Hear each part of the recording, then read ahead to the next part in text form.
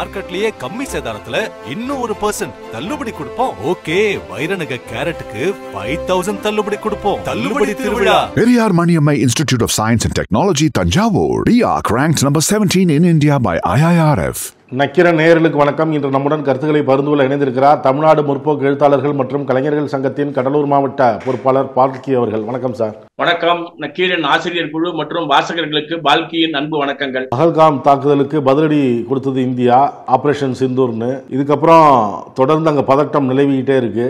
மத்திய அரசு இது தொடர்பாக எடுக்கக்கூடிய நடவடிக்கைகளுக்கு ஒத்துழைப்பு அளிப்போம் அப்படின்னு சொல்லி மாநில முதல்வர்கள்லாம் சொல்றாங்க. அதே போல தமிழ்நாடு முதல்வரும் சொல்லியிருக்கிறார். இப்ப நாளைக்கு இந்த ராணுவ நடவடிக்கைக்கு ஆதரவு தெரிவிக்கும் வகையில தனது தலைமையில ஒரு பேரணி நடத்தப்படும் என அறிவிச்சிருக்கிறார். அதாவது பஹல்காம் தாக்குதல் நடந்த போது நாம பேசிய பேச்சிற்கும் இப்போ உலக நாடுகள் இந்தியா பாகிஸ்தான் என்கின்ற அந்த போர் நடக்கக்கூடிய சூழலை பார்ப்பதற்கும் ஒரு மிகப்பெரிய வித்தியாசத்தை நம்முடைய வாசகர்கள் பதற்றமான இரண்டு நாடுகளின் சூழ்நிலையில பார்த்து கொண்டிருக்கிறோம். தமிழ்நாட்டினுடைய முதலமைச்சர் 10ஆம் தேதி அன்னைக்கு இந்த நாட்டிலே இருக்கக்கூடிய எல்லா எதிர்கட்சிகளும் இதில் ஒன்றிய அரசின் பக்கம் நிற்கும் என்று நாடாளுமன்றத்தில் இருக்கக்கூடிய எல்லா கட்சிகளும் பங்கேற்பாளர்கள் அனைவருமே முதல் ஆலோசனை கூட்டத்தில், 2வது ஆலோசனை கூட்டத்தில் தகவல்கள் தெரிவித்திருக்கிறார்கள்.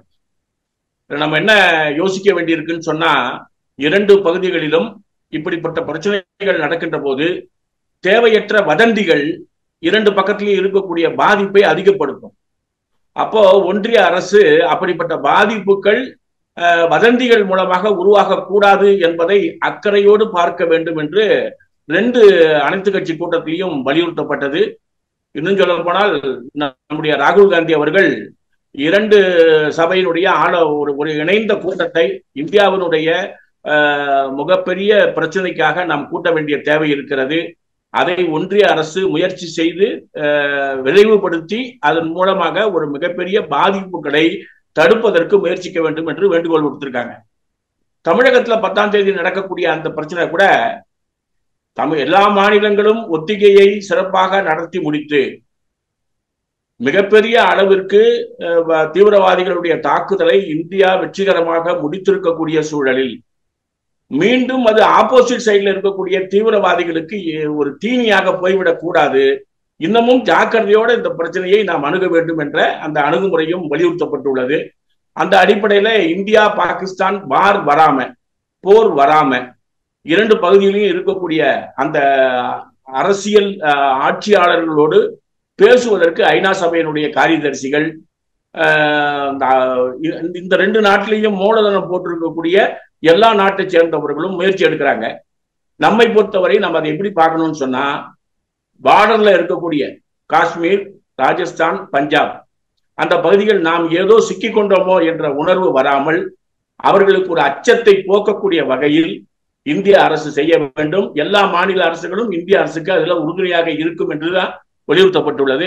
அந்த திசை வழியே செல்வதுதான் சரியா இருக்க முடியும். தீவிரவாதிகளை தனிமைப்படுத்துவதற்கு அதுதான் சிறந்த வழியாகவும் இருக்க முடியும். பஹல்காம் தாக்குதல் பதிலுக்கு இந்தியா நடத்தின இந்த ஆபரேஷன் சிந்தூர், இது தொடர்பாக விவாதிக்க சிறப்பு நாடாளுமன்ற கூட்டத்தை கூட்டணும் அப்படிங்கிறார் ராகுல் காந்தி. அப்பதான் எம்பிக்கள்லாம் என்ன சொல்ல வராங்க, மக்கள் கருத்து என்னவா இருக்கு எல்லாமே தெரிய வரும் அப்படிங்கிறார். ராகுல் காந்தியினுடைய அந்த முயற்சி பாராட்டுக்குரியது.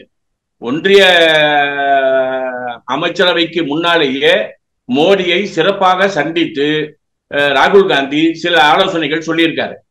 மோடி அந்த சப்ஜெக்ட்ல விரைவு காட்டி இப்போ ராணுவ தளபதிகள் எல்லாம் கூப்பிட்டு வச்சு மோடி பேசுவது போல அனைத்து கட்சி ஆட்களையும் இதுல தங்களுடைய ஆதரவு முழுமையாக வருவதற்கு அந்த நாடாளுமன்ற கூட்டத்தை கூட்டினா ஜனநாயகத்தினுடைய தன்மை என்பது மேல இருக்குன்றத புரிஞ்சுக்குவாங்க. அப்படி இல்லைன்னு சொன்னா இதுல ஏதோ ஒரு கட்சியினுடைய அணுகுமுறை இருக்கிறதா ஒரு சிந்தனை வந்துடும். ஆகவே இது இந்திய மக்களின், இந்தியாவில் உள்ள எல்லா கட்சிகளின் ஆதரவோடு இந்தியாவை பாதுகாக்க வேண்டும் என்பதற்காக அந்த நாடாளுமன்ற சிறப்பு கூட்டத்தை கூட்டுவது சரியாக இருக்கும் என்பதுதான் நம்முடைய நிலைப்பாடு. ஏற்கனவே நாடாளுமன்றத்தினுடைய அந்த 2வது ஆலோசனை கூட்டத்தில் அனைத்து கட்சிகளும் இதை வலியுறுத்தி இருக்கிறார்கள்.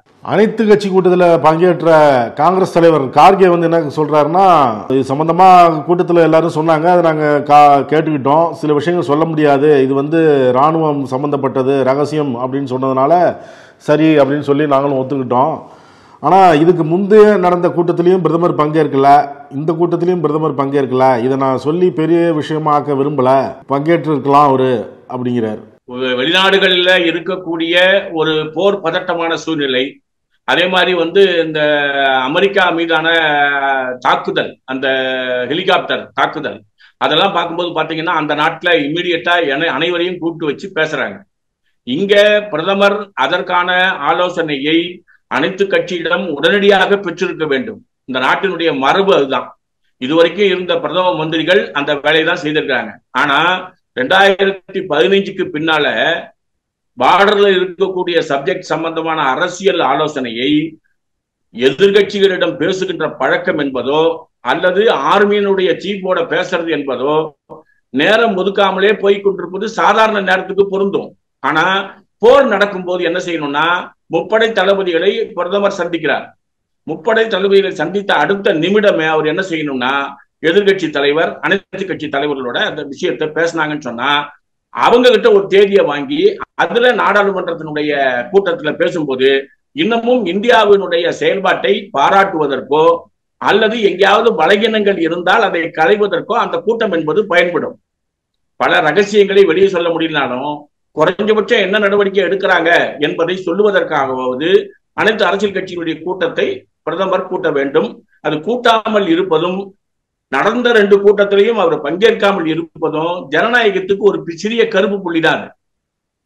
ஒரு பிரதமர் தலைமை தாங்கி நடத்துறதுக்கும் ராஜ்நாத் சிங் அவர்கள் தலைமை தாங்கி நடத்துறதுக்கும் வித்தியாசம் இருக்கு. பிரதமராக இருக்கும்போது அது இம்பார்ட்டன்ஸ் கூடும். ஆகவே அதற்கு அவர் முயற்சி செய்ய வேண்டும் என்பதுதான் சரியானது. ரயில்வே பணிக்கு நிலம் லஞ்சம் பெற்றதாக வழக்கு லாலு பிரசாத் யாதவ் மேல, முன்னாள் ரயில்வே அமைச்சர், அவரை இந்த குற்றச்சாட்டில் அவர் கைது செய்ய குடியரசுத் தலைவர் அனுமதி வழங்கிட்டாங்க அப்படின்னு செய்திகள் வெளியாகியிருக்கு. லல்லு பிரசாத் யாதவ் ரயில்வே அமைச்சராக இருந்த போது அவர் ரயில்வேனுடைய வருமானத்தை எப்படி அதிகமாக கொண்டு சேர்த்தார் என்பதை பாராட்டுக்குரிய விஷயமா பல மேல் படிப்பு படிக்கிற மாணவர்களுக்கு அது ஒரு செய்தியா சொல்லப்பட்டது அந்த காலத்துல. ஆனால் அவர் மீது நிலம் வாங்கியதில், ரயில்வேவுக்கான நிலம் வாங்கியதில் ஏற்பட்டிருக்கக்கூடிய ஊழல் சம்பந்தமான வழக்கு சிபிஐனுடைய முன் தயாரிப்பில் மிக வேகமாக நடைபெற்று வந்தது. இந்த மாதம் 25ஆம் தேதியோட சிபிஐனுடைய தலைமை பொறுப்பாளர் அவருடைய பணி ஓய்வு வருது. கிட்டத்தட்ட 25ஆம் தேதிக்கு பின்னால வேற ஒரு ஆளை தேர்ந்தெடுக்க வேண்டும் என்று மோடி அவர்களும் எதிர்கட்சி தலைவர் அவர்களும் சுப்ரீம் கோர்ட் தலைமை நீதிபதியும் சேர்ந்து ஒரு தேதி பிக்ஸ் பண்ணி ஆலோசனை கூட்டம் நடைபெற்றது. யார் என்ற விவரங்கள் உட்பட அவர்கள் யோசிப்பதற்கு முன்பு அந்த சப்ஜெக்ட்ல நீங்க சிபிஐயை எப்படி செயல்பட வேண்டும் என்று ராகுல் காந்தி அவர்களும் உச்ச நீதிமன்றத்துடைய தலைமை நீதிபதியும் பேசின பேச்சுக்கள் வெளியே வரல. ஆனா 25ஆம் தேதியிலிருந்து அவருக்கு ஓராண்டு பணி நீட்டிப்பு ஜனநாயகத்துக்கு விரோதமாக தரப்பட்டுள்ளது. இப்ப நீங்க 2த்தையும் சேர்த்து வச்சு பாருங்க, சரியா இருக்கும். சிபிஐ இயக்குனருக்கு கொடுக்கக்கூடிய அந்த ஓராண்டு பணி நீட்டிப்பு என்பதும் லல்லு பிரசாத் யாதவை பீகார் எலெக்ஷனுக்கு முன்பு கட்டம் கட்டுவதும் அவர்களுடைய அரசியல் நடவடிக்கை, அதற்கு சிபிஐனுடைய அந்த தலைமை அதிகாரியினுடைய உதவி தேவை. ஆகவே ஜனநாயகத்துக்கு புறம்பாக அந்த நீட்டிப்பை கொடுத்து பீகார் தேர்தலில் அரசியலில் தான் வெற்றி பெற வேண்டும் என்பதற்காக பிஜேபி செய்யக்கூடிய அரசியல் நடவடிக்கை தான் என்று நம்ம பார்க்கணும். அந்த கேஸ் ரொம்ப வருஷமா நடக்குது. அதற்கான போதிய ஆதாரங்கள் இல்லை. அதற்கான ஆதாரங்கள் ரெகுலர் ப்ராசஸ்ல மெதுவா வருது. அது வந்தா தேர்தலுக்கு பயன்படாது. அப்ப விரைந்து செய்வதற்கு ஒரு வழியாக ஜனாதிபதி கிட்ட அனுப்புறாங்க. இவ்வளவு நாள் கழிச்சு ஜனாதிபதி அதை வேகமா தள்ளுறாங்கன்னு சொன்னா அவங்க கிட்ட போன 2 சப்ஜெக்டுக்கு அவங்க எவ்வளவு வேகமா கொடுத்துருக்காங்க பாருங்க. 860 பக்கம் வக்ஃப் போர்டு திருத்த சட்ட மசோதாவுக்கு ரிப்போர்ட் கொடுத்துருக்குறோம். 6 மணி நேரத்துல அந்த அம்மா கிளியர் பண்ணிருக்காங்க. 860 பக்கத்தை 6 மணி நேரத்துல அந்த அம்மா இருக்கிற வேலைக்குழுவை எப்படி படிச்சிருப்பாங்க? அதே மாதிரி அந்த அலகாபாத் நீதிபதி அவரை பணி நீக்கம் செய்ய வேண்டும் என்ற கொலிஜியம்னுடைய பரிந்துரை அனுப்பப்பட்டு டிஸ்போசல் ஆகாம இருக்கு. கிரிமினல் மேல நடவடிக்கை எடுப்பதை விரைவுபடுத்த வேண்டிய ஜனாதிபதி அதை செய்யாமல் இருப்பது ஜனநாயகத்துக்கு இழுக்கு. ஆனால் தேர்தல் வெற்றிக்காக ஒரு நியாயமாக நடக்கக்கூடிய நடவடிக்கையை பாரபட்சமாக மாற்றுவதும் அரசியல்ல ஏற்படக்கூடிய ஒரு மிகப்பெரிய கருப்பு அத்தியாயம். அதை இந்திய அரசியலில் இருக்கக்கூடிய ஜனநாயக சக்திகள் புரிந்து கொண்டிருக்கிறார்கள். தன்னிடம் உள்ள அதிகாரத்தை வைத்து இந்த வேலையை அரசு நடத்துகிறது என்றுதான் நாம் இந்த விஷயத்தை புரிந்து கொள்ள வேண்டும். திமுக ஆட்சிக்கு பொறுப்பேற்று 4 ஆண்டுகள் நிறைவடைந்து 5வது ஆண்டில் அடியெடுத்து வைக்குது. வாக்குறுதிகள் பெரும்பாலும் நிறைவேற்றிட்டோம், நிறைவேறாத வாக்குறுதிகளும் இருக்கு, அதையும் நான் ஒத்துக்கிறேன் அப்படின்லாம் சொல்லியிருக்கிறார் முதலமைச்சர். அதையும் நிறைவேற்றுவோம், அதுக்கான பயணம் செய்கிறோம் அப்படின்லாம் சொல்றாரு. எதிர்கட்சியும் எடப்பாடி பழனிசாமி மக்களுடைய மனநிலை தெரியாமே இருக்கிறார் அவரு அப்படிங்கிற விமர்சனத்தை அவர் வைக்கிறார். சட்டம் ஒழுங்கு சரியில்லை, பல்வேறு பிரச்சனைகள் இருக்கு, நிர்வாக சீர்கேடு இருக்கு என பல்வேறு குற்றச்சாட்டுகளை எடப்பாடி பழனிசாமியும் வைக்கிறார். அதாவது தமிழகத்தினுடைய சிறந்த நிலை என்று சமீபத்தில் பெயர் பெற்றிருப்பது எதுலன்னு சொன்னா முதலீட்டுல, தனிநபர் வருமானத்துல மற்ற மாநிலங்களை விட தமிழகம் சிறப்பாக போய்கொண்டிருக்கிறது என்ற ஒரு பெயரை தமிழ்நாடு அரசு எடுத்திருக்கிறது.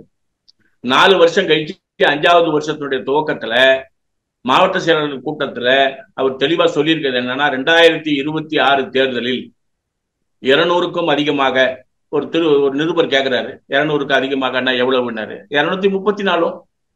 அது கூட பிஜேபியினுடைய விவாத பொருளா மாறிச்சு. தமிழகத்தினுடைய வளர்ச்சி எந்தெந்த திட்டங்களில் எந்தெந்த பகுதிகளில் முன்னேறி இருக்கிறது என்ற விவரங்கள் கொடுக்கப்பட்டுள்ளன. பிஜேபி சொல்லியிருப்பது எதுனா, சட்டம் ஒழுங்கு. சட்டம் ஒழுங்கு என்ன சப்ஜெக்ட்? மதுரை ஆதீனம். சின்ன காரு பெரிய காரை இடிச்சு டேமேஜ் வருமா? பெரிய கார்ல போனவர் மதுரை ஆதீனம். பெரிய கார் சின்ன காரை இடிச்சிருச்சு. ஆனா முன்னாள் கவர்னர் உட்பட உண்மை தெரியாமல் பேசும்போது அது அரசியல் பேசும் பொருளா மாறுது, விவாத மேடை அரசியலா மாறுது. அதுல பலியாகாம நாம நம்ம மீது இருக்கக்கூடிய குற்றச்சாட்டுகளுக்கு பதில் சொல்லாம ஒவ்வொரு விஷயத்திலும் முன்னேற்ற நடவடிக்கைகளை உறுதிப்படுத்துங்கள்னு சொல்லியிருக்காரு. திமுக கூட்டணி அதுல தெளிவா செயல்பட வேண்டும் என்று முடிவெடுத்திருக்கிறார்கள். பிஜேபியினுடைய அந்த அதிமுக கூட்டணி மூலமாக ஒரு மாற்றத்தை உருவாக்க நினைப்பதற்கு முடிவு கட்ட வேண்டும் என்றுதான் செயல்பட்டுக் கொண்டிருக்கிறார்கள். ஆகவே சட்டம் ஒழுங்கு மற்ற பிரச்சனைகளில் கூடுதல் கவனம் செலுத்துகிறோம் என்று அவர் நிறைவு நாள்ல முதலமைச்சர் பேசியிருக்காரு. தமிழகம் தொடர்ந்து வெற்றி பாதையை நோக்கி செல்லும்னு சொல்லியிருக்காரு. அந்த வழியில போறது என்பதுதான் தமிழகத்துக்கு நல்லது, சிறப்பும் கூட. கருத்துக்களை பகிர்ந்து கொண்டதற்கு நன்றி சார். கருத்துக்களை கேட்டமைக்கு நன்றி, வணக்கம். நக்கீரன் டிவிக்கு சப்ஸ்கிரைப் செய்யுங்கள். உங்கள் ஆதரவே எங்கள் பலம். ஆசிரியர்களுக்கு நண்பனாகவும் மாணவர்களுக்கு ஆசானாகவும் திகழும் தேர்வு வழிகாட்டி. ஒவ்வொரு பாடத்திற்கும் அனுபவமிக்க ஆசிரியர்களின் துல்லியமான தெளிவான விடைகள். CNC இருக்கு, தேர்வு பயம் எதற்கு? இது தீரன் பப்ளிஷிங் ஹவுஸ் விற்பனை வெளியீடு.